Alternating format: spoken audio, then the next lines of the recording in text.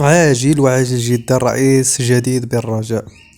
يجري المكتب المسير لفريق الرجاء مفاوضات على أعلى مستوى لاختيار رئيس جديد، وحسب معلوماتنا فإن غياب الرئيس الرجاء محمد بوطريقة دفع مسؤولي الرجاء إلى التفكير في وضع بديل لغياب الرئيس محمد بوطريقة.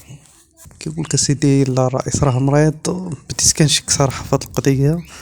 كنقول أن الرئيس عنده شي مشاكل أخرى، لهذا داكشي علاش طول وما جاش.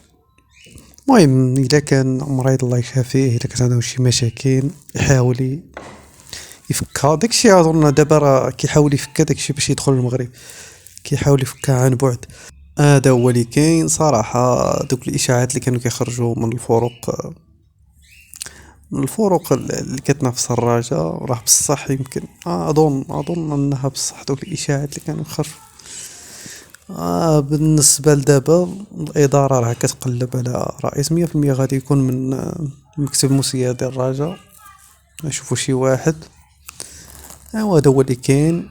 بالنسبة للعصبة الوطنية مازال ما عطاتش الحق الهيرفي انه يلعب، مازال ما عطا خرجتلوش الورقة، رغم ان الفيفا حكمت لصالح اللاعب انه يمكن له يسيني في اي فريق.